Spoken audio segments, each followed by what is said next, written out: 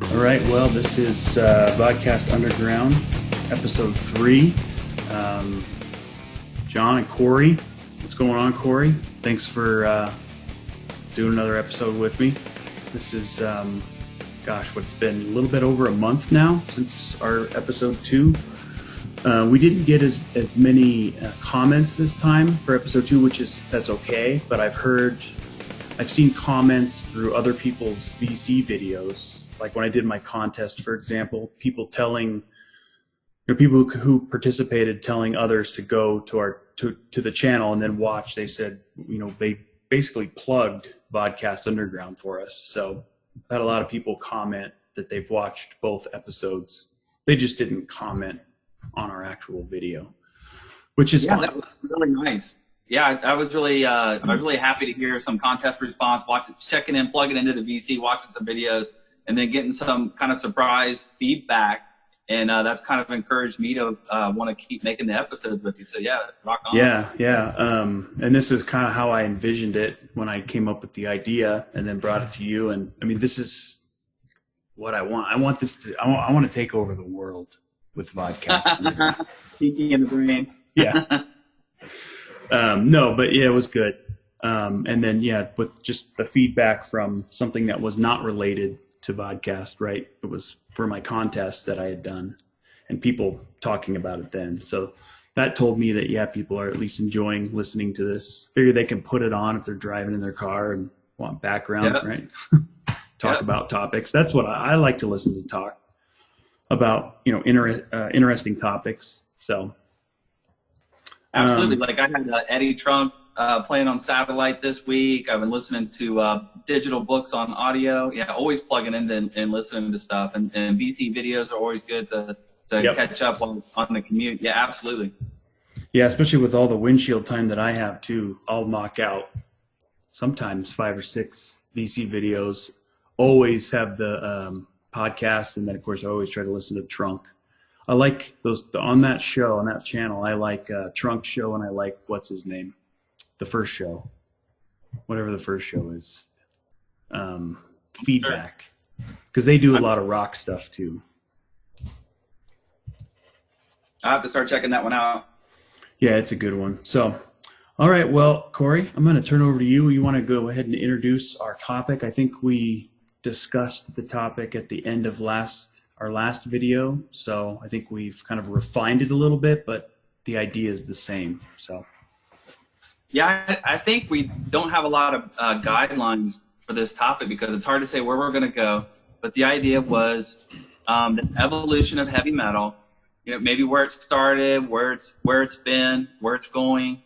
We kind of want to mix in there. We had some discussion, and it seemed it was funny timing. Not too long after we talked about it, Scott Waters did a video rant that you may have seen talking about. He was doing kind of a rant or reply back to this person or persons who are making staking a claim that heavy metal started in the 80s, or kind of putting it out there that Aerosmith's not really a metal band. So that will kind of work into what we want to talk about today, because we're just going to open that up, talk about defining heavy metal, sharing some opinions.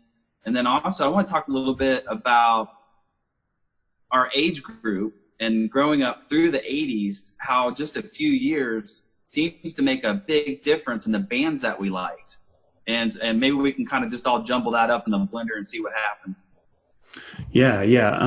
It's funny that you mentioned Scott Waters' video. When he went on his rant, I was like, see, I'm not the only one who's thinking that way. I know he's a little bit older than probably both of us, but only by maybe 10 years, maybe 7 years.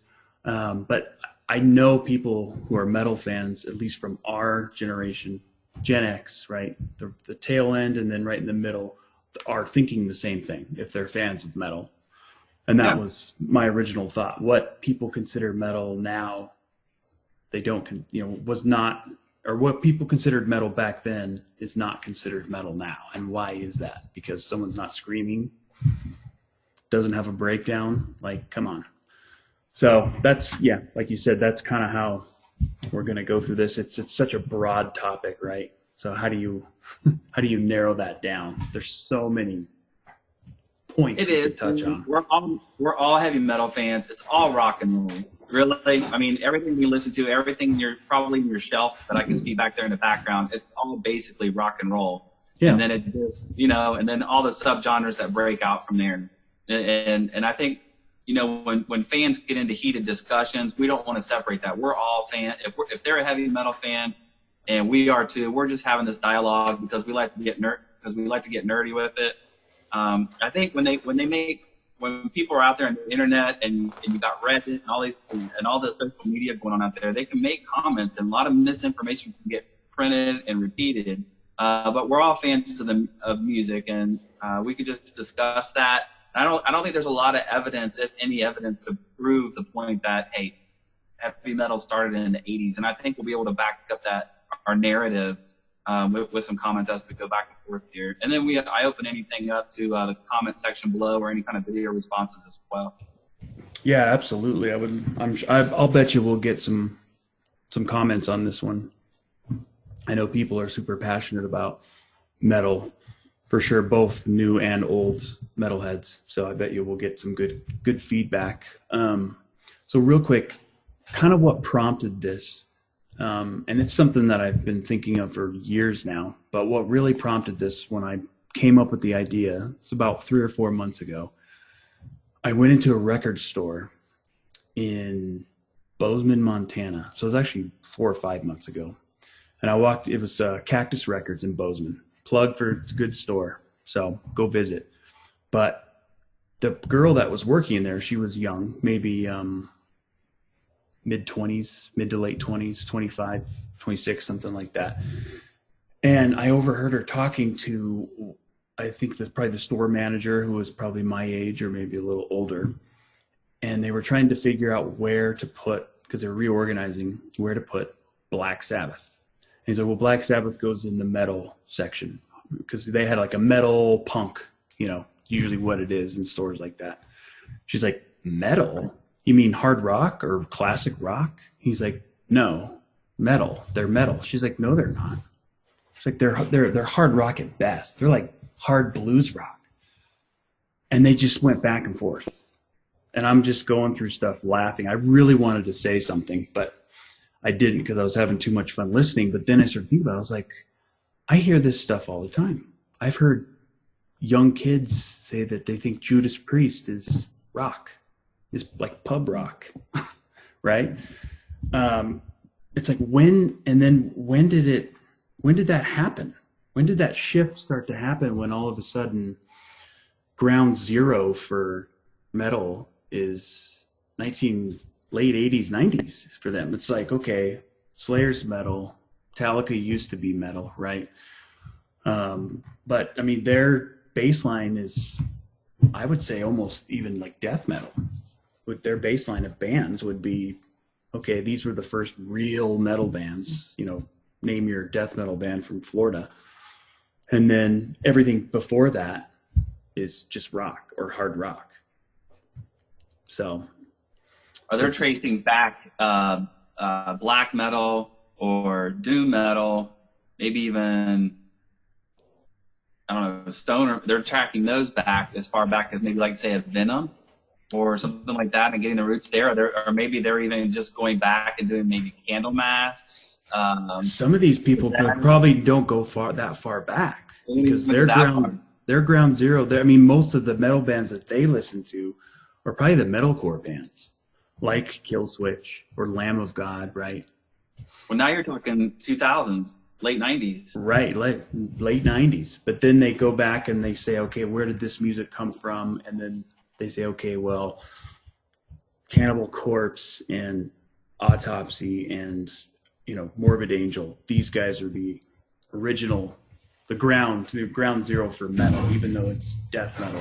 That's what they consider to be metal, because they have the screaming vocals, the blast beats, right, and the breakdowns. Most of them do anyways. And those old bands, they didn't have that, right? They had clean vocals, great vocals, but clean vocals. I'd say Sabbath had some breakdowns for sure. They had some little forays, I think, like Hand of Doom or Into the Void. I guess those are considered some breakdowns. But Judas Priest, no way. Iron Maiden, they had interludes, but not breakdown parts, right? Right. So it's just bizarre to me. Does metal have to have screaming vocals, dirty vocals, whatever you want to call it, guttural vocals and blast beats to be called metal? And if it's not that, then is it hard rock? So Why what? Why isn't Judas Priest metal? Why isn't Black Sabbath metal? Why are they considered hard rock? You're right. So that would be a question I would want to put to people of that opinion. And it's their opinion. I can't say that they're wrong, that their opinion is wrong. But I've got, there's not a lot of evidence to support that. And right. I got some things to back that up. I'll say their opinion is wrong. You are wrong. Little kids. You're wrong. Wrong. Yes. I just think, like you mentioned at the beginning, it's every genre of music as we've seen. Like you said, metal came from rock and roll, right? Rock and roll has so many different subgenres of rock-based music, right?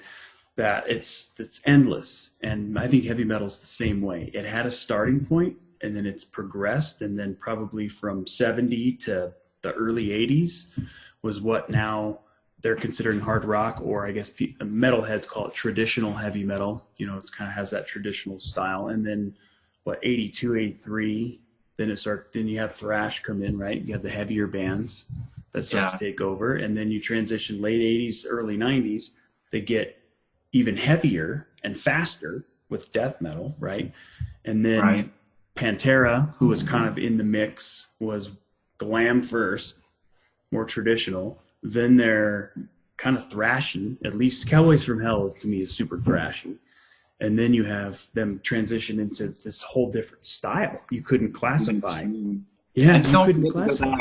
Don't forget the new wave of British heavy metal. Yeah, new wave of core, absolutely. Late 70s and the 80s. They took Priest and Sabbath did, and they made it faster and more technical, right? With Maiden and Saxon and a lot of those bands.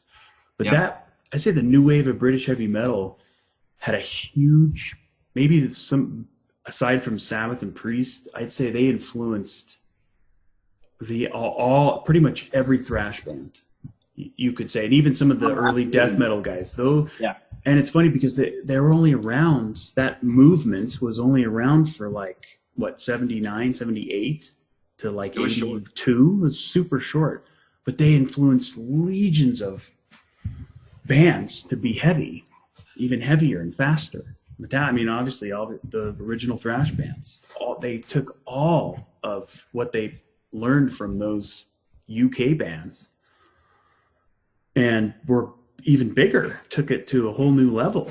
But then the new wave, other than, Maiden and I guess Saxon's still around, all those bands just kind of disappeared. That sound disappeared.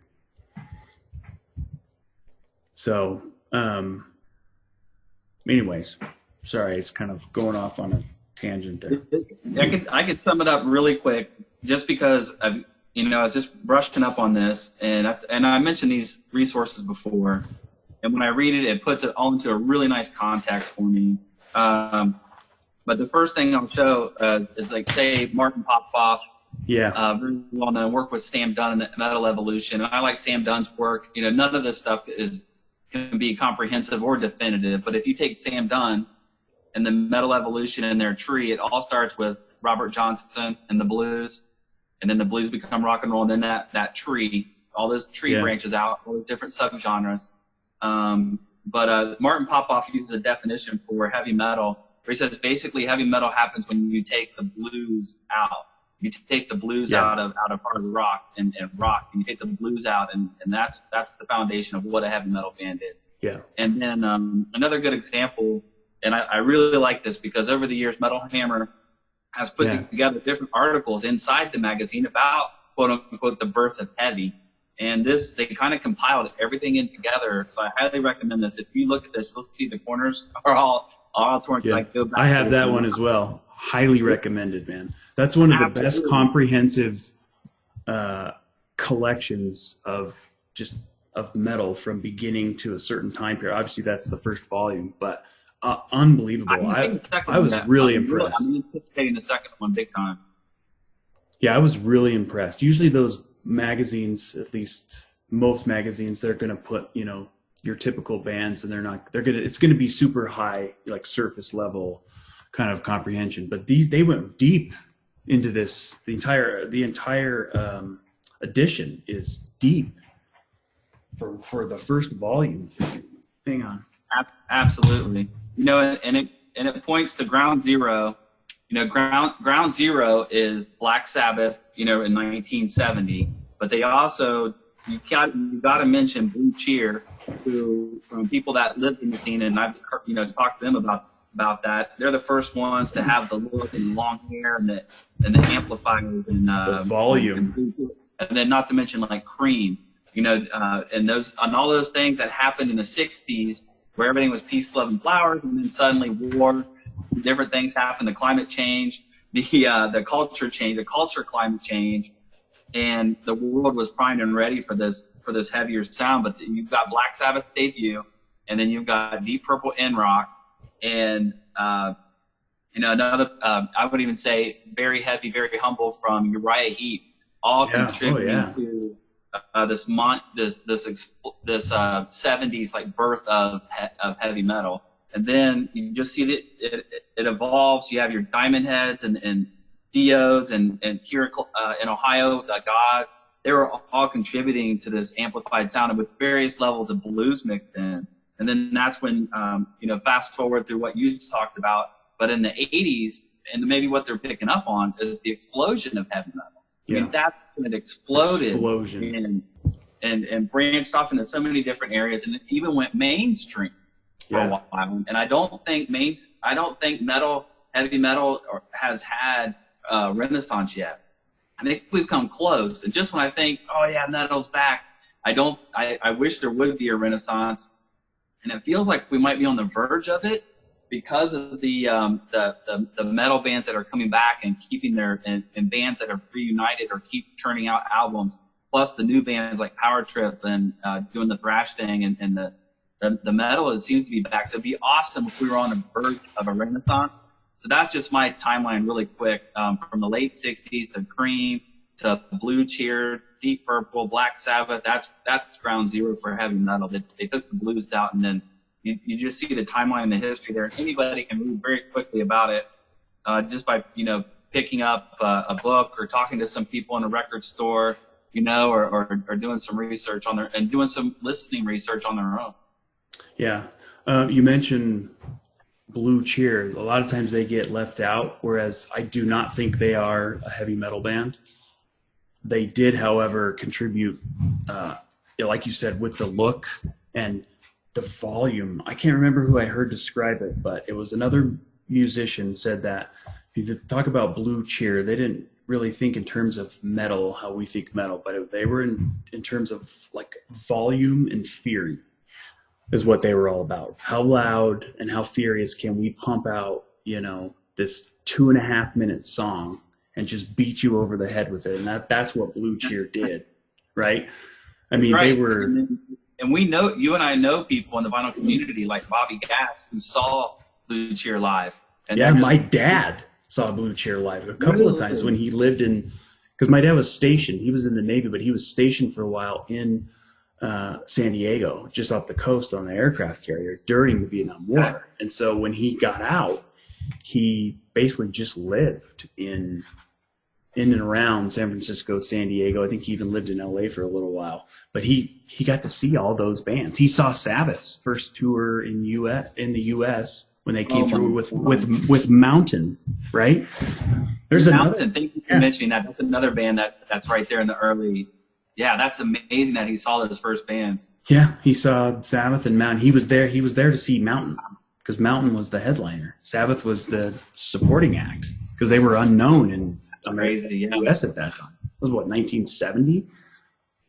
So, Mountain's another one too, right? I mean, Leslie West, his guitar playing is absolutely lends his riffs. If you listen to those riffs, yeah, they're blues based, but I think the way that he plays, the plays that has definitely influenced a legion of metal guitar players.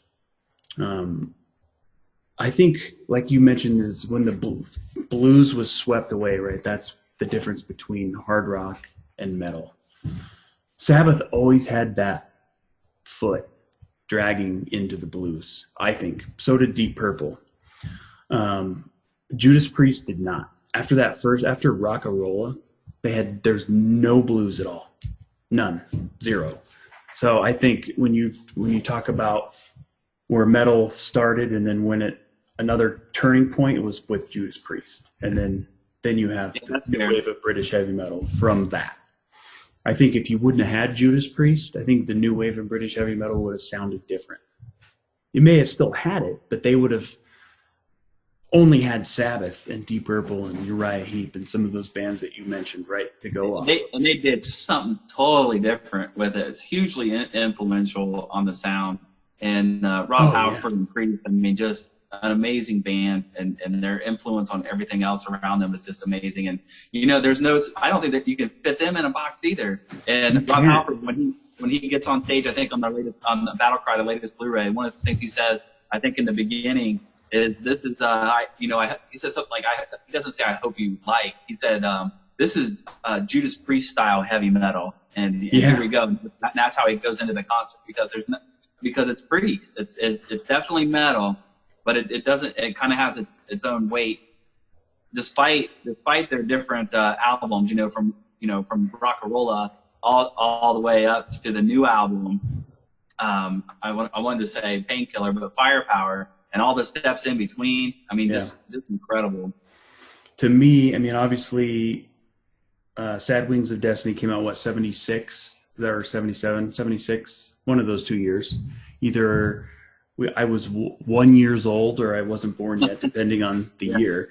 I can imagine for the first time, if I was, a teenager, 12, 13, 14, 15, 16, somewhere in there, and you all you have is Rockarola, right? You're listening to a lot of the blues-based hard rock, and then you throw on Sad Wings of Destiny and Victim of Changes, which is the first track, right?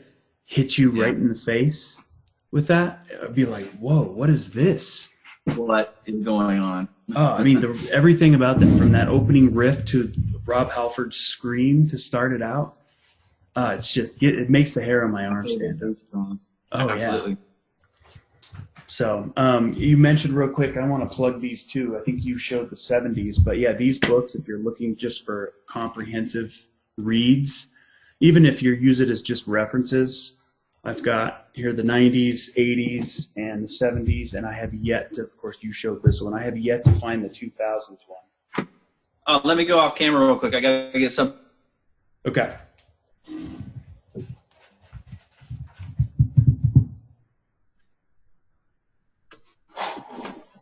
All right, here it is. Oh, you've got 2000s. What? Yeah. That's the yellow one. Oh, man, I'm jealous. Yeah, he co-authored it, so some of that I like, some of it I don't care for. But, yeah, these are pretty awesome. It took a long time to put these together. Seriously. I don't always agree with Popoff, but it is a great reference point. And, I love Popoff. I really like him. People don't like him. He is very wordy, and he puts a lot of content, but I like him, man. I like it. He can describe what I'm thinking. Honestly, yeah. I was really glad. I wish I could do reviews like that. I cannot put words and adjectives to things like that. Maybe he overdoes it a little bit on some of, but I think a lot of that, his early stuff, he overkills it a little bit, but he admits it himself. And then as the years go on, I think he's more accurate and a little less overly descriptive. Right, but he's very creative with his reviews. But Daniel Buxton, if you're familiar with the Encyclopedia of Heavy Metal, he has I can grab it real quick and show it. But yeah, I think if people heard me say Daniel Buxton, he has a way to put humor in the way he writes. His encyclopedia is great. I love it. And he also has a way to bring out the dark things in bands, like the mistakes they made, or maybe they had an ugly side, or somebody made some bad decisions. Yeah. He has a way to put that out there so you see what happened, but he has a way to word it that kind of takes the edge off. It makes it humorous. I love Buxton stuff. Yeah. But you know what? You're getting me fired up. I almost threw that book in the trash because I realized there's no Death Angel in his Encyclopedia of Heavy Metal. Not at all. Yep. There's I don't think that there's one comprehensive book out there that wouldn't make a metalhead mad somewhere because something wasn't mentioned. This is not 40. This is tea. This is tea. Drinking your 40? Is that your Schlitz malt liquor? This is some tea my wife picked up. It's really good. That's really funny. I've got my coffee. I'm going to take the bag around. It might look a little better. There you go. Have you, real quick, last thing on the Pop-Off, have you seen Pop-Off's the 500 Greatest Albums of Heavy Metal? Have you seen that one yet? Yeah, I think, well, does he have a newer one? Because I think that was... He's got a songs one that's newer, and then he's got the 500 Greatest Albums. I think that came out in like 05 or 06. I don't know. He might have updated it. Okay. I don't own it, but I've certainly seen it. Actually, that was my first Pop-Off book. I rented it. Yeah, it was mine too. Library. Yep, it was mine too. I had the book. I think it's packed away in our storage, but because I've been rummaging through my books to try and find all my music books to have out now that I got my music room set up. But that's another good one too, especially if you want to read some commentary, or if you were new to metal, right? If you're young and you really want to get a huge array of different kinds of metal artists, not just stick to one or two. Pick up that book, and it goes through. Forget about where he ranks them. He touches on so many. I think there's like ZZ Top is mentioned in that book as one of the great. Oh, I'm glad you said that. I'm glad you said that, because that's another thing I want to say. When you pick up and you read through the Collector's Guide to Heavy Metal, the definition is wide open. So you might even find a Cheap Trick in here. Yeah. You have a 3 or 4 piece band. You've got the amplified guitars, distorted guitars, but you're going to have different. Sammy Hagar's in here.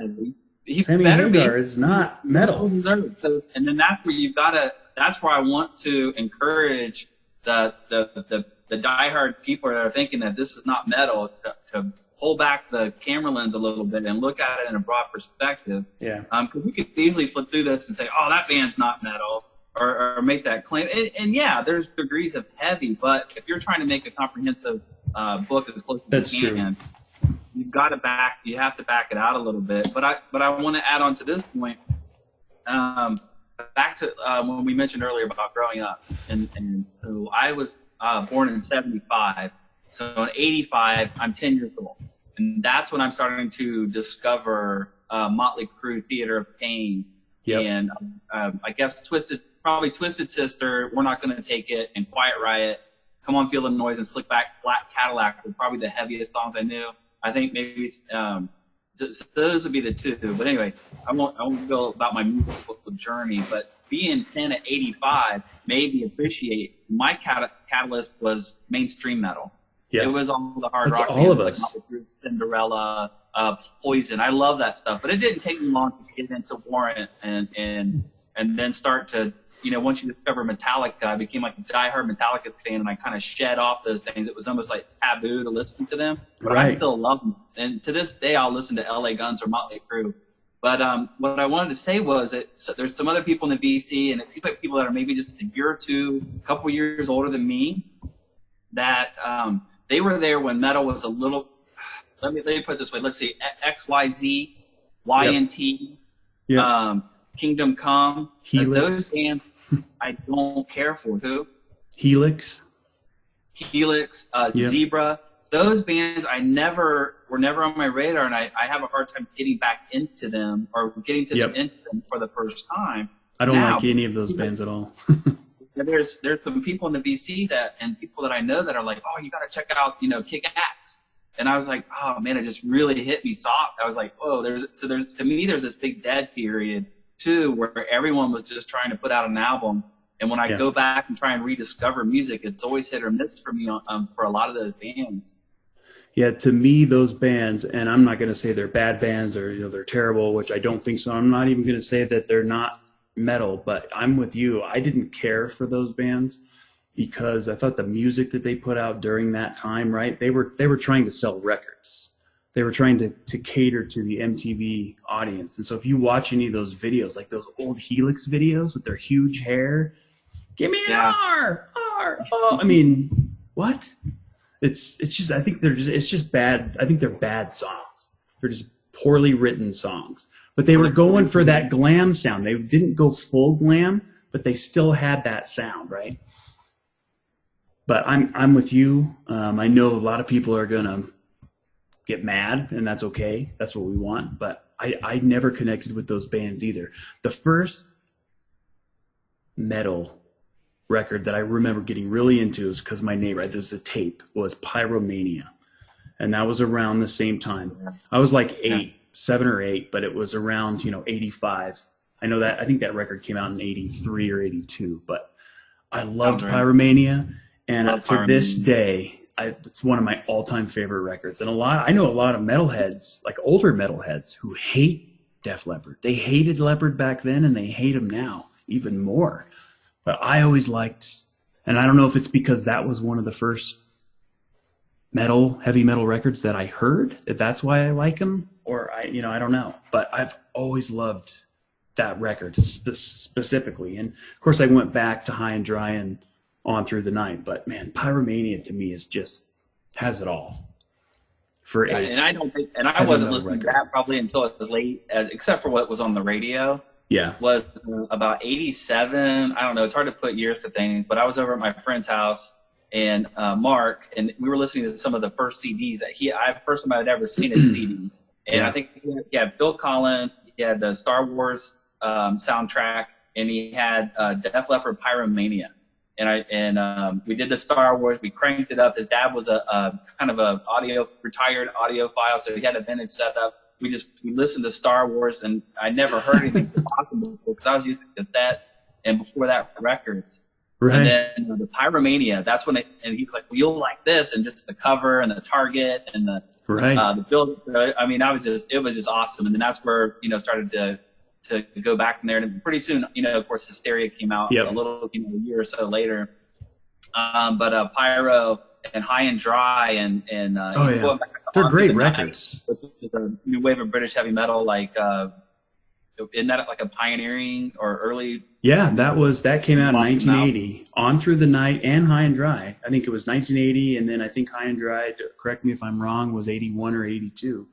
Right in that wheelhouse with Maiden's first record and Killers, and then of course Saxon's first two records, and then of course Diamond Head. Yeah, I think. And I've heard people say they don't think that Def Leppard should be included in the new wave of British heavy metal, which I vehemently disagree with them. I think they were hugely influential with those first 3 records. Yes, they went for a more commercial sound with Hysteria, and even a little bit on Pyromania. Hysteria is okay. I don't dislike Hysteria, but it's also not one of my favorite Leppard records. But you mentioned when you heard Metallica. So yeah, I was the same way. When I realized that there was something heavier, completely different, my first Metallica record that I heard was And Justice for All. And the first time I heard that, I just remember being like, what is this? I mean, think about that. I mean, And Justice for All is like a tough listen for a lot of people. I mean, there's all these huge 11-minute songs, crazy time changes within the songs, 15 riffs in one song. I mean, and that was my first Metallica riff. When I heard that, I was like, holy crap. Who's this, and where can I get more of this? And then I, of course, discovered there were other albums, and then I discovered Slayer and Megadeth and all the thrash stuff. And then by the early 90s, and I'm sure you were the same way, it was like, that's what I want. For me, 85 to 87 was an avalanche of all the bands, as much as I can get my, hands and ears on. And from Anthrax to Metallica, Puppets was my first one, the tape there. Heard that on tape for the first time, and then, and I think, I don't know, there was a lot going on. That was during the tail end of the explosion, and we didn't know it was all going to come to an end. But man, it was a fun ride, and we talked about that before with that FM radio. And, The thing I find fun, I want to jump back a little bit. I don't want to change the direction of what we're talking about too much, The most exciting thing about starting to collect records and get in the vinyl community about 8-9 years ago was discovering the proto metal bands. I don't like to use that term, but just this, the precursor to metal, the bands that fell into obscurity because they were washed out by. But we can't forget the history of the proto metal bands, and I'm talking about like Captain Beyond, Sir Lord Baltimore, and those. You mentioned Uriah Heep, Mountain. Uriah Heep. Yeah. I mean, these are just, and then discovering those albums for the first time. I would have never heard about any of that kind of stuff if I didn't start getting into record stores and getting on the vinyl community. And I went on that whole tear with 70s hard and heavy. Yeah. Great series. And thank you. And that just woke me up to a lot of that as well. And you realize you start to see the evolution of metal from bridging the gap from the 70s to the 80s there. And there's some phenomenal obscure bands, and that's an exciting, fun thing. And collecting is to discover those. Yeah, I completely agree. I think that's reason enough to collect records. If I just started now, right, and I was getting into that alone, those finds alone would be worth it for me. And I'm the same way, man. Once I started to go back, and you want to find out who influenced your favorite guitar players and your favorite bands, right? And then you read in a magazine, they name drop, whoever, Sir Lord Baltimore or Uriah Heep, or name your band, Coven, something like that, right? They name drop somebody, and then you're like, oh wow, I remember that. I'm going to have to go try and find this record. And then you go to your local record store and you find it for $4. Of course, not that way anymore, but. No, what? You lost me there at the end. You find it, I think you meant 400. Yeah, sorry, $400. Especially now. That's the bad thing about finding that obscure stuff is somebody's already found it and decided that it's rare and worth a lot of money, so you're going to pay for it. Unfortunately, we weren't the ones that found that. And then we talked about I can give a shout out to Vinyl 79 there for his obscure. He has a lot of originals. I remember him doing a video where he was going through 10 or 15, and somebody commented, "Hey, nice reissues, buddy." He's like, "They're not. Those aren't reissues." Yeah. He has really great luck hunting those down. But can you imagine making videos for a while too? He went on a good run there with the record stores and things like that. So yeah, I really like that. Anyway, sorry. No, I'm sorry. I just wanted to get this out before I forget. I wanted to shout out Nasty Metal Productions. So when you mentioned younger or youth, can you imagine having at your fingertips in 1985, 86, 87, 88, the internet and all these bands and all these resources and being able to download on YouTube just about anything. And someone like at Nasty Metal Productions, he has a great YouTube channel, and I've never seen anybody at his age. I want to say he's probably one of the youngest guys on the VC. But he was doing videos from his bedroom. He still is. I think he's still at his parents' house. I mean, with Spider-Man sheets and stuff. No, I'm kidding. He doesn't have the Spider-Man sheets. He's older now, but he's been hanging with us in the VC for a long time. But I've never seen any, and I mean that with as a friendly comment. All in fun. All of them, but he's just unbelievable knowledge, and whether it's Saxon or Sabaton or heavy metal or Scorpions, or see, that's what I'm talking about. History of Scorpions, where he knows about fly in the rainbow. But he's taken the time to go and discover that, right? Because of the internet. More people did that like he did. He's a great example of having all these resources, putting that all together, putting his time in and listening. If I could go back when I was 15, when I had massive amounts of time on my hand, I just, I'm almost a little jealous that he's able to tap into that, and he has the same tastes as I do. So check out his channel if you haven't already. He's to those that might be listening, but he's a great example of someone that's passionate about the all things hard and heavy, and appreciates the history. And not only that, he knows far more albums than I do. And that your example there is the perfect example of how in our ideal heavy metal world would want young people to discover this music. That's what you want them to do with the resources that they have, right? Use the internet, use YouTube, all these different avenues that they can sample music and listen to it, and then go out and try and find this music and purchase it, right? That's ideally what you want everybody to do. But I think for all those guys that you just mentioned, there's like 15 or 20,000 other people who don't have the attention span to sit down. Yep, you go online, you're going to search up, name your classic heavy metal band. Okay, listen to a song or two, and then the next day they've moved on already. So I think it's had the opposite effect on metal, and I think that's part of why heavy metal is not mainstream. I don't think, I mean, again, correct me if I'm wrong, but I don't think it'll ever have the impact that it did in the 80s ever again.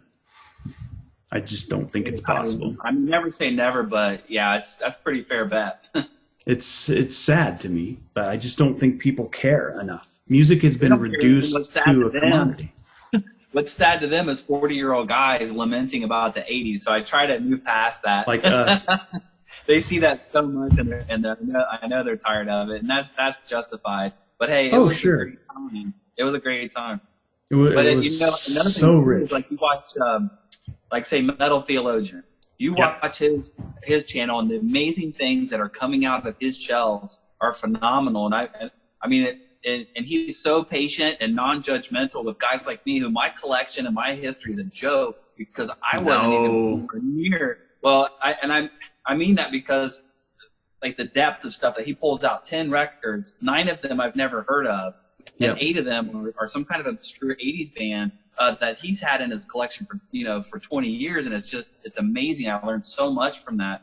But and that's his thing. I've never seen him show maybe more than 1 or 2 records, like mainstream records that everybody knows about, maybe twice in what I've been watching his videos since. I think he started in like 14. Is that right? If I remember correctly. I don't remember, but Aaron is a great guy. His collection the depth of his collection is amazing. And for him to put up with he appreciates my 70s hard and heavy, I think.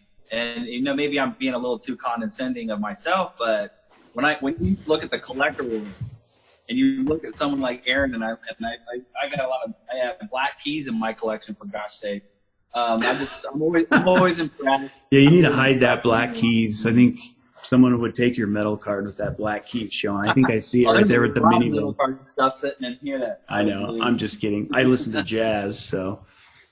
Although that could be another episode. I think jazz and metal are more similar than you would think, because I was in both worlds. I think musically, right? Not necessarily the sound, but the virtuosic tendencies of both jazz and metal are very similar. Oh, I see. So is the structure too. Classical. Yep.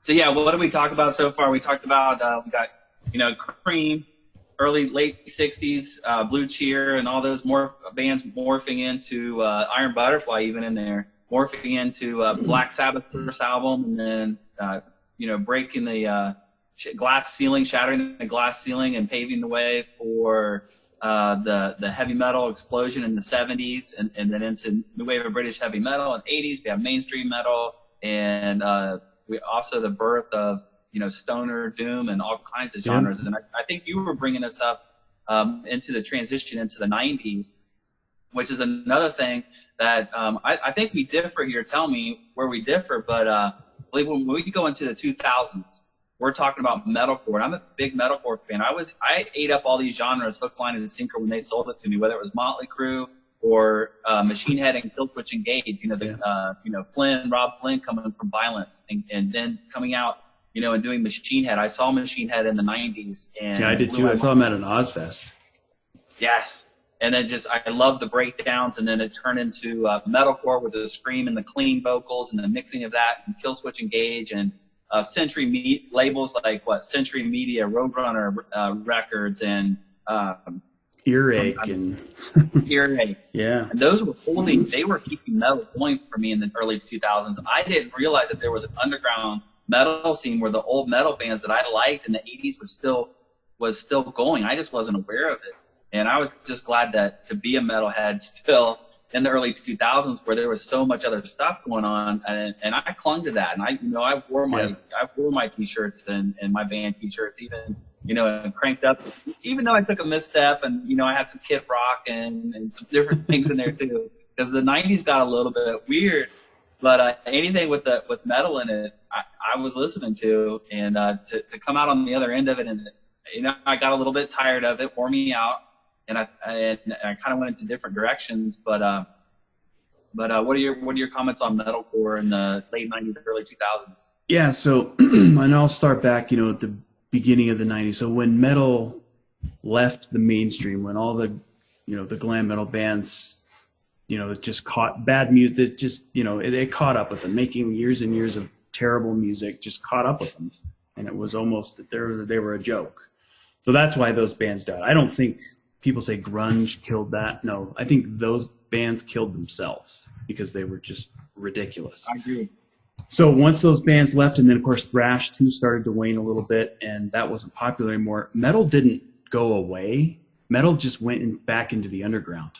Most of those thrash bands, they still made records, right? They just weren't popular, right? They continued doing what they were doing. And outside of Pantera and maybe one or two other bands, I mean, there was nobody doing it at the top level. No one was having #1 records outside of Pantera, of course. But for me, I do like the early, what's now called metalcore. I love Machine Head's first 3 records. I even like their record where Rob Flynn raps. I think, what is that? The Burning Red. Burning Red. I think outside of that song, which is kind of corny, that record's great. I think it's great. Those first 3 Machine Head records are great. Killswitch Engage, great. Early Lamb of God, great. The bands that I don't like are, and I'm looking at my tree, bands like Trivium and As I Lay Dying, and what's the Strings of Your Martyr, man. I love that Trivium song, but I never did. I think I liked them on a compilation album, but you're right. So maybe Bullet for My Valentine? I can't. I mean, what's that other band that I'm thinking of? They're super popular. They went on tour with Metallica 2 summers ago that I saw them. They opened for them. Help me out here. They're like Trivium. I'm not sure. They're like Trivium. They're super popular, and still to this day. Scarlet Martyr. I mean, there's a lot of spin-off bands where people seem to be, and my buddy made this comment, it seemed to be more contrived. They were going out and getting tattoos, not because, just getting covered in tattoos just for a look, not because the tattoo meant something or was part of their life journey. They're just going they're just going for a look. Yeah, it was all tattoos. Everyone's like fully tatted. They look like they just got out of prison. They're bringing the mainstream back. Yeah. What about Charlotte? Good Charlotte? Maybe they're not heavy enough, but I never did care. That's like Charlotte. Punk, right? Is that like pop punk? Yeah, because I think it was a little bit. It was pretty heavy, but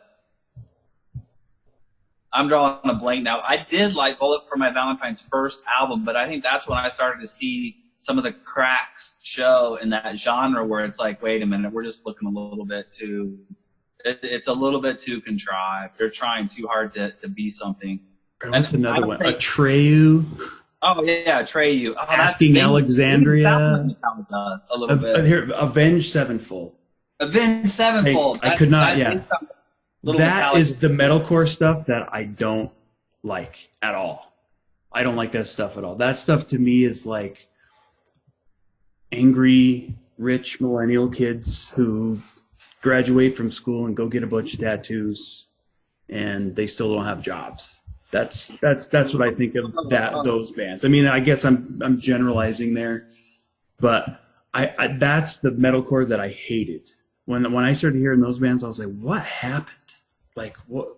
Because Machine Head and Killswitch Engage and Lamb of God and those other bands that you were mentioning, they don't sound anything like. Those are the kids that are going to Hot Topic a lot.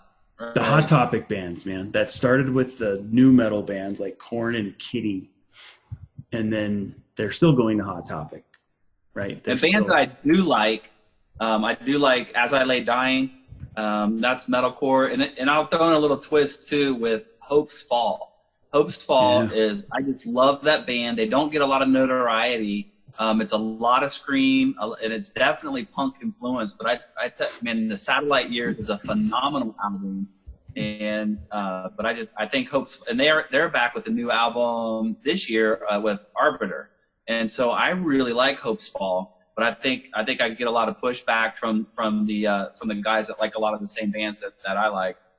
And I also didn't like the production style on their records. To me, they were too perfect. You So, know what that are you talking about?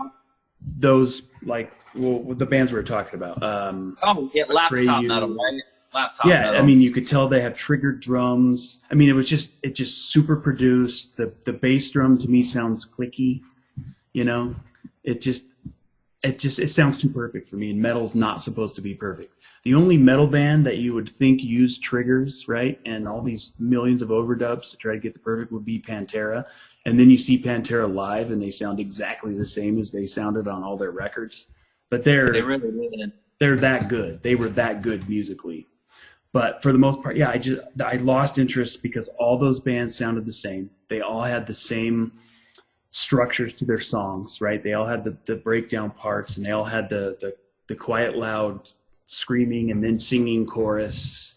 They all looked the same, right? They were Right. tatted from head to toe with spiky black hair and mascara.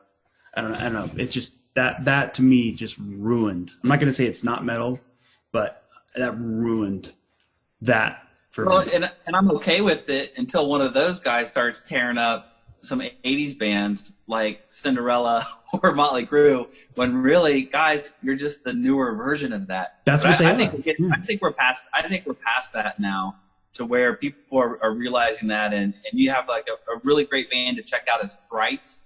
If you're Yeah. familiar with those yeah. guys, really talented band that takes and blends a lot of the metal influences over the Yeah. last 30 years, and is creative and puts out really great music. But you're right. It's funny how you can go. I would check out Metal Mickey's channel because he does yeah. a really good job of just going from CD to CD, and Yep. he can catch those kind of things right off the bat. And a lot of times, not always. Wait a minute, not often do I agree with them. Sometimes I agree with them, but it's 50-50. But I like the way he's very opinionated and shares that. When I'm usually a little bit more reserved and try to keep positive. But yeah, I agree. There's, I don't know, say a band and we can kind of sort it out from there. But I agree with you for the most part. I don't have any Avenged Sevenfold CDs or records. That's for sure. Yeah, I don't know. I guess maybe I I never liked those bands. I don't like their music. I don't like the way their records sound. I don't like the way they look. I don't know. That's me being me. So people don't like the way I look either, and that's fine. It ruined. They ruined metal for me. I wanted something else, right? I wanted to Machine Head and those bands in the early 2000s. I wanted that to continue, which I think it has. I think now you have bands like Power Trip that come up, or Municipal Waste, bands like that are just awesome bands, and they kind of continued. Yeah, they have the thrash leanings and early death metal leanings, but I think they're also doing something new. They sound fresh. It sounds fresh to me. Power Trip sounds and new.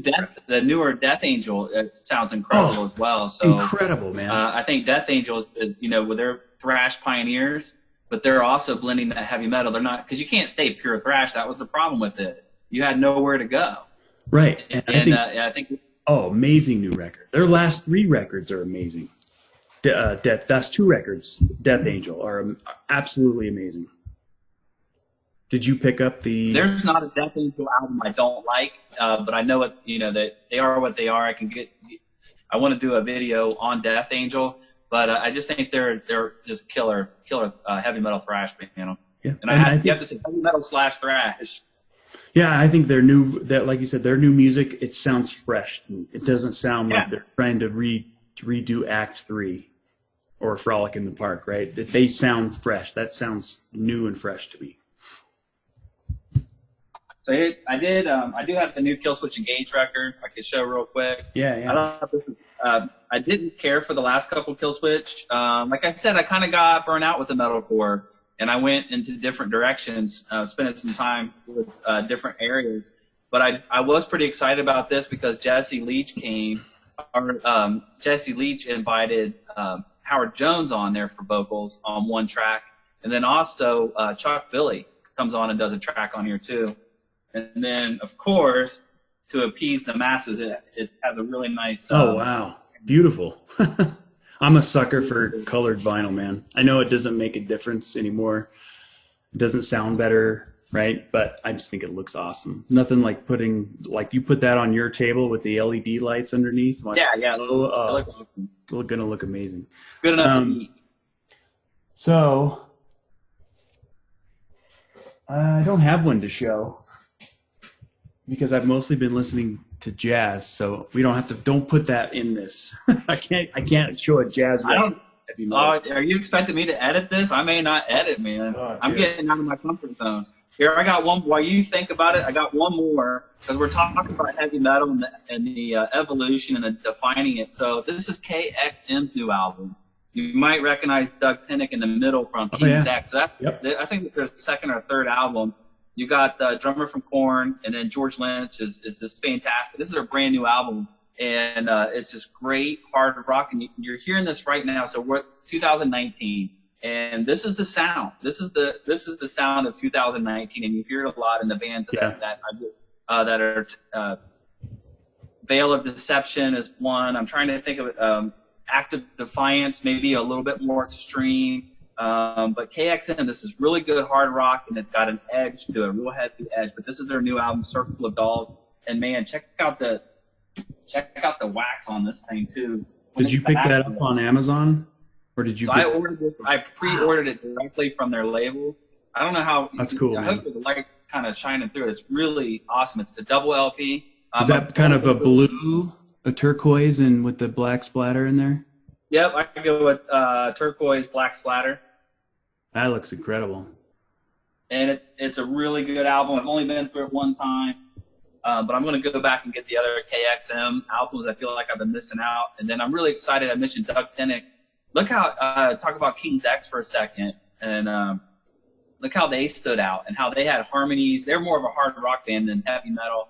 I'd still be in the heavy metal family, but not. They'd be in the family for sure. Prog. They get classified as prog. I've heard them classified as prog metal. I've heard them classified as prog rock. I've heard them classified as grunge, which I don't know who came up with that commentary on them because they're not even close to that. King's X is amazing. Well, the detuned guitars. Yeah. They're tuning down really early before a lot of people were. So maybe if that's the key ingredient to grunge, I don't know what else. Other than that, I'm not picking that up. I don't pick it up at all. I don't think they have anything to do with each other. I just think they're an amazing band. So I heard an interview. Did you hear the interview with Pinnick, Eddie Trunk, when he was talking about this album that you just showed with George Lynch? That's probably when I went and bought it. Okay, I went online. Because Trunk had Doug Pinnick on there. Can you believe that Doug Pinnick is 69 years old? It's hard to believe, isn't it? I can't believe it. So he's a freaking baby boomer. And who would have thought? He was right in the middle of things in the mid 80s. And I thought he would have been, late 50s at best. But he's not. He's almost 70. And he doesn't look like he's 70. No, he looks great. Yeah. That's awesome. Love King's X, man. They're one of my all-time favorite bands, no question. Wow. Yeah, I love King's X. And the Faith, Hope, Love was when I got turned on to them. Yeah. And then do you have that? Yeah. Do you have that on wax? You do? Because they had the reissues. Yep. Only because they've reissued them do I have those albums now. And then, of course, I got Dogman. I think that's the last one. But I'll be trying to put together the discography. And I've heard rumors that they're supposed to be doing a new album. I'm not sure. Yeah, he said that on that interview, if I'm not mistaken. Or maybe Eddie was talking to that guitarist, the guitar player for King's X. But I know I heard it somewhere. It's either out of Doug's mouth or the guitar player's mouth. Yeah, and of course, because the camera's rolling, I forget.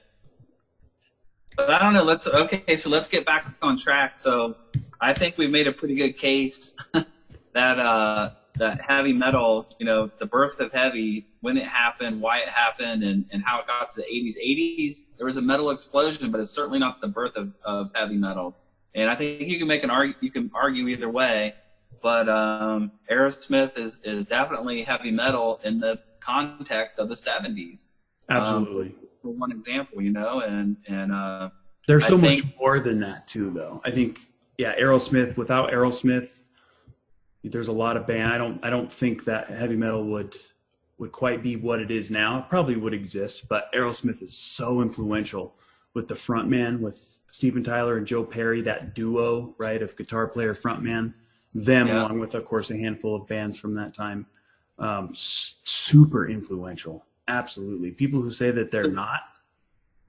Yeah. No, they don't know. I'm going back to your analogy when you started, or your experience in the record store. I'm going back to that in my mind, and I'm wondering, okay, so I'm thinking about a record store I went to, Everybody's Records near Cincinnati, and I noticed that their metal section is more what you're talking about, what they're doing there. I'm seeing more of the extreme metal in that section when I go to Everybody's Records. Everybody's Record Store. If I go to the metal section at Used Kids here in Columbus, that's where I would want to find, like, say, Black Sabbath 13 might be in that thing. So what do we do now? What do we do with this? Does it all, what gets shuffled? What kind of, I commented on Scott Waters' channel, you can't grade heavy metal on a curve based on what's out today and through the light of what's happened in the 70s, because during that time, that was the heaviest and extreme. They were pushing the envelope, and we don't want to take that away from them and call it some kind of awful thing like yacht rock or dad rock and those kind of things. To me, I mean, Heart was considered heavy metal. Ted Nugent was considered heavy metal in the 1970s, and I don't consider either of them to be metal. I think they're influential. So yeah, how do we have to go back and revisit some of that stuff. Man, that's tough. I don't think I would put Aerosmith in the metal section, where I do agree that they were influential, and their first couple of records, that was called heavy metal. I think you go back to that, there's only a handful of bands that can really be called heavy metal from the 70s that I would include if I was opening a record store, that I would put in the metal section. Yeah, Aerosmith to me is, they're rock. They're just a quality hard rock band. Well, the blues, going back to when we were talking about the blues factor, blues factor is there. I mean, Aerosmith Rocked is a very heavy album, but you're right. If I'm walking into a record store, I would expect Aerosmith to be in the rock section. Yeah. But I also wouldn't take from them, the title that they were pretty extreme, in 1976, 75. 73, when that first record came out. Absolutely. They were one of the pioneers of what is now considered heavy metal. But I don't know, man. That's tough. But, I mean, as we're talking about this, like I said before, I've talked with people and heard people say that Black Sabbath and Judas Priest, they're not metal, because they sound just like regular rock to some of these kids, because they grew up where their ground zero is death metal. So if it doesn't sound like death metal, then it's not metal to them. Yeah. Their ground zero, they don't know about the Black. They don't know the influence that those bands had. When I was a kid, the Beatles sounded old to me. Yes, the Beatles sounded like oldies to me. When I was 7, 8, and I know there's Twisted Sister and those kind of things, and the Beatles sounded. Oh, no, it didn't take me very long. I love playing like the Beatles, some of the Beatles 45s, and had a much greater appreciation for them a little bit later. But if I'm trying to put myself in the mindset of what the kids hear and how extreme it is, oh my gosh, the most extreme thing I'm hearing is "Shout at the Devil" in 1980. Oh yeah, and those videos. That stuff's got to sound like pop bubblegum rock to them. Oh, they think it's bubblegum rock. They think that people look ridiculous. But that's where I get upset. Or we have to draw the line somewhere. I understand that, but I just don't understand how they can say that with this absolute certainty that Judas Priest or Black Sabbath or whoever, those bands, they're not, or Motley Crue or Def Leppard, they're not metal. Well, why not? I think they are metal, and I think they have all those characteristics that would be considered traditional heavy metal, right? Yeah. I don't know. It's a tough topic. We could probably talk for days and not come up with a conclusion. And how important is it? It's. I don't think it's not that important. It is so important. Something and have dialogue and have healthy dialogue and make some points and counterpoints. It's not real important in the big picture. Sure. No, it's all in fun, but it's important in the heavy metal picture. But I don't know. But at the same time, to contradict myself, if they're telling me, okay, if I'm working at a record store and they're like, okay, Corey, we need you to, hey, we got a cataloging issue over here, Corey, come over here. Why do you have these Sabbath records in heavy metal? Oh, I don't know. Ozzy, Dio, Heaven and Hell, Dehumanizer. How do you know? I'd have to quit. I'd have to quit my job. So yeah, because like I said, their ground zero is death metal. That's metal to them, and that's the only thing that's considered metal. Because even the mainstream stuff, like we mentioned, what is that band that I meant? Avenged Sevenfold. I always forget their name. They were mainstream for the most part. They in the mid 2006, 2007, 2008. They had a couple songs on top 40 radio. They have dirty vocals. They have growling vocals. They go back and forth between. So to them, that's metal. That's heavier. To them, that's heavier than Black Sabbath. If they put on Avenged Sevenfold, which I don't think they sound heavy to me at all. I think they sound terrible and weak and should just disband. You took it all away. You just tell me how you really feel about it. That's hilarious. Yeah, I don't know. I guess I don't want some young kid coming up to me telling me what's metal and what's not, because he doesn't know. Just like there you go. Right. Because I know some kid, he doesn't know. He needs to go back and listen to that stuff. I bet you they've never gone back and listened to Sabbath outside of Paranoid and maybe War Pigs, right? But I guarantee you'll throw on. In fact, my drummers in my band, the band I play in now, my drummer's kid, he's like 22 or 23. He was really into that metalcore stuff. And he had never heard Sabbath. Of course, he knew Black Sabbath because his dad was a big fan, but he didn't like anything his dad listened to. He had never heard Master of Reality. And so he went back and listened to the whole entire record from beginning to end. And then he came back, and this was like the next practice, because his son would come along sometimes and, hang out while we practiced. Yeah. And he came right up to me, and he's like, dude, I listened to Master of Reality. He was like, holy shit. He's like, this is unbelievable. He's like, there's like 3 different styles of metal that were invented in that record. And he's like, this is from 1971? I go, yeah, man, it's from 1971. Yeah, it's a mind-blowing record. You can't just listen to Paranoid and War Pigs, right? There's so much more. Right. You got to listen to the Sabbath from beginning to end. And then he's like, yeah, I never knew. That's what I want the kids to do. They don't know, right? Because they hear a single and there's not growled vocals and super fast guitar solos, right? Or double kick drums, so it's not metal. Well, did you actually go back and listen to Sad Wings of Destiny? You got to be patient with them and hope that they find that stuff out.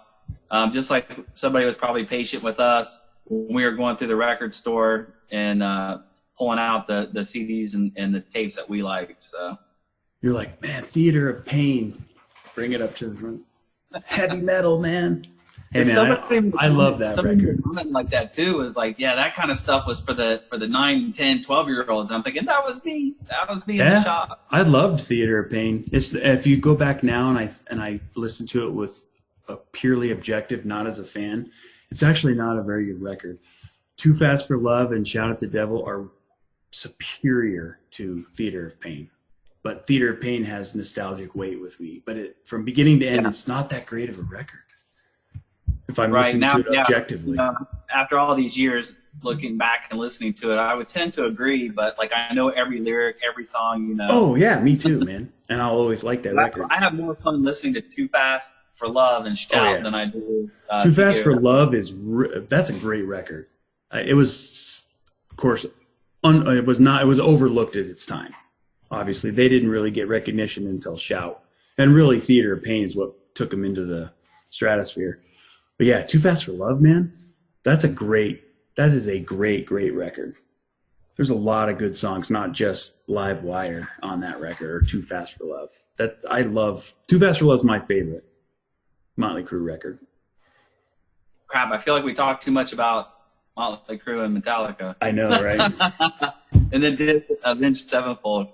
Yeah, I guess it was a lot of fun. Yeah, so how would you summarize this? So I guess for me, I guess my call out to young metal fans who are, starting to get into metal, or they've been into metal for a while and they don't see anything as metal past a certain, earlier than the 2000s, right? Or death metals, that's their ground zero. I would challenge them to go back and listen to the bands like Black Sabbath and Judas Priest, and even the proto bands like Deep Purple and Riot Heap, and all those bands, and really listen to them. Don't just listen to one or two songs. Don't go on Spotify and pull up a playlist. Get the actual, whether you collect records or whether you like CDs or whether you're going to buy the whole album off, digital download, whatever. Don't stream it. Get the album and listen to it from beginning to end. Those bands back in the day, they put those records together in that order for a reason. They didn't just record 9 or 10 songs and then just throw it on there. They only had a certain amount of room, right, to put it on vinyl. So those are ordered for a reason that way. So I would challenge, go back, listen to those bands. Yeah, they don't have growled vocals, guttural vocals, and wicked fast guitar solos and double kick drums. But that doesn't mean that they're not heavy, and that doesn't mean that they're not influential to what we know today as heavy metal. And I really think if they really give it a listen objectively from beginning to end and listen to the albums, not songs, but the actual albums, I think a lot of them will change their opinion.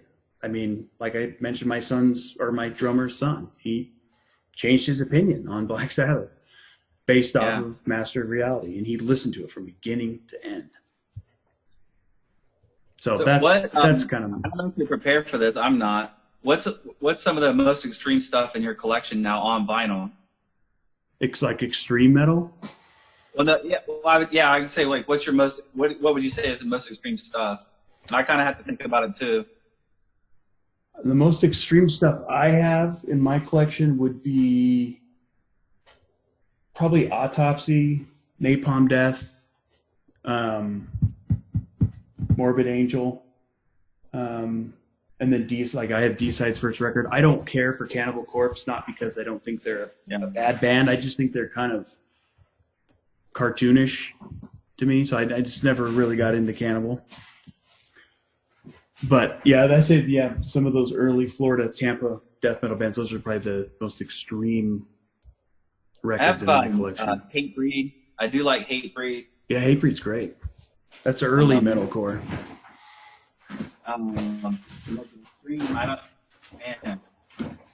don't have a lot. I can name a lot of metalcore bands that I have. Like I said, Adelaide Dying, I don't know how that shakes out compared to some of the stuff that's out there now. That's just a lot more extreme. I keep listening. I keep checking into it. I'm open-minded to it, but I don't find myself buying a lot of that stuff and adding it to my collection. Mastodon's not going to count because of all the different things that they. I love Mastodon. They're prog. I do too. Mastodon's prog to me. So do you have any death metal in yours? I have death, but I mean they're great. That's pretty extreme for me. Do I have what? I love death. You should, if you like death too. I think you like Autopsy and Obituary. They're very similar to death, without the satanic themes that Morbid Angel or Deicide have, or the gore like Cannibal. Not quite as in your face with the song titles as Cannibal Corpse. If we're pretty open to everything, what's not heavy metal? So not heavy metal, nothing you're going to find in Popoff's book or an encyclopedia of heavy metal since that would be like Pink Floyd. Pink Floyd is They're not heavy metal. The Doors are not heavy metal. ZZ Top is not heavy metal. What else? Allman Brothers Band, not heavy metal. Not, are they in Popoff's 70s book? No, none of those would have been in there. Who are you checking out? I just opening it up to a Derringer. Pink Floyd won't be in there. Allman Brothers Band will not be in Popoff's book. I would be shocked. Cactus is not heavy metal. Who, Cactus? The Boomtown Rats are not heavy metal. That is that's like a new wave, late 80s. They're like kind of 82 psychedelic. Eric Clapton, not heavy metal. So answer me this: is AC/DC heavy metal? Oh man, it's a hard one. So I think they are. AC/DC, I would say, like you would find AC/DC in the heavy metal. Sometimes, yeah. But to me, they're rock. They're rock and roll because look at the artists. Look at the remaining members of AC/DC and like Led Zeppelin. Led Zeppelin would be the greatest heavy metal band of all time, except for the fact that the three remaining members downplay that all the time. They just want to be a rock and roll band. Sure. They don't want to be a heavy metal band. That's why you don't see them on that list. And look how many acoustic folky songs that they have. AC/DC has 0 acoustic songs. I don't even I don't know if there's ever been an acoustic guitar ever in any AC/DC album. To me, I think AC/DC is heavy metal. I would consider them classic heavy metal. They were, when they first came out, they were shocking because of their kind of tongue-in-cheek lyrics, right? They're kind of funny, but they also have like kind of a sexual undertones to it, right? Or partying, drinking, and then you have that kind of screaming vocals from both Bonds. What was Big Balls on their debut album? I could be wrong. Big Balls is on Dirty Deeds, I think. But yeah, I have all the AC/DC albums online. I have them all up through Big Balls Razor's is on Edge. so that would be a first out. Or you got the whole combo thing with high voltage. So you have that's the Australian cover, right? Of High Voltage. It's the third press, but it's still a Australian cover. Baby, please don't. Yeah, She's Got Balls. Yeah. Yeah. That's to me, that's pretty crazy for that time. But I love AC/DC. That if it ain't broke, don't fix it. Yeah. And they're a killer band. And even in the 80s, even the later 80s. I would put them in the rock section in the music store. Really, you wouldn't put them in metal? No, I'd probably put them in rock. And even in the late 80s, I still considered AC/DC heavy metal. Razor's Edge, Who Made Who? I love AC/DC. Oh, yeah. Me too, man. So with Led Zeppelin 3, that's very folky for sure, and definitely a step to the side. A lot of their Physical Graffiti, I mean, that's not metal one bit. It's not. Yeah, I don't think Led Zeppelin to me I would not call metal. Do I think that maybe metal doesn't exist without Led Zeppelin? Probably not. They're hugely influential, but they were more than just metal. They influenced Priest and Sabbath. The guitar, the high pitched vocals, a plant over top of the music. They set that's the template, right? Thundering drums. You have your drummer, thundering drummer. You have your golden god looking front man, right, with the high pitched vocals. Right. And you have your guitar hero, lead guitar player, with the Marshall stack. Or actually, he had high watt stacks. The stacks of amps behind him. That's the template. But they were so much more than that. They weren't just heavy metal. Whereas Sabbath, they were, right? Sabbath's sound really didn't change until Sabotage, right? That was Sabotage when they started incorporating like synth keyboards into their records.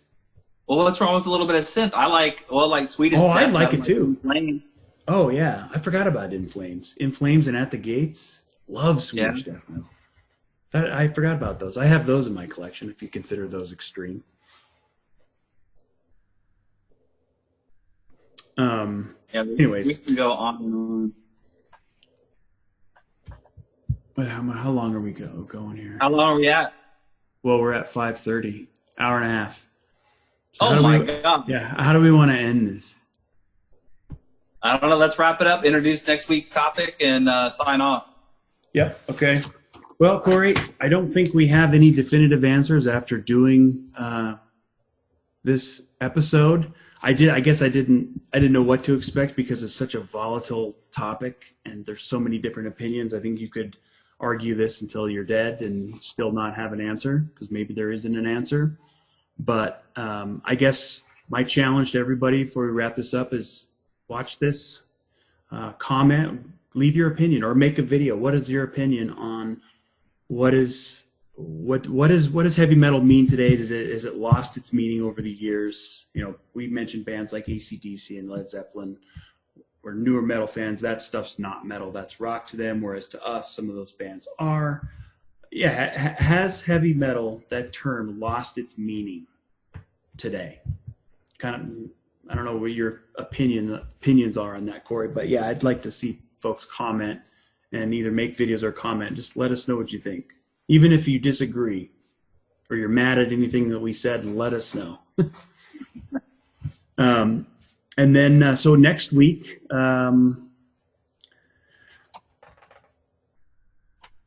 we are going to go over music documentaries. I think we're going to discuss our favorite music documentaries and then maybe highlight some recent ones that we've seen. And then just talk about what we like, the style of music documentaries that we like, maybe talk about the styles that we don't like, because there's been a lot that I've watched that are just terrible. So I don't know if you want to say anything about next week's.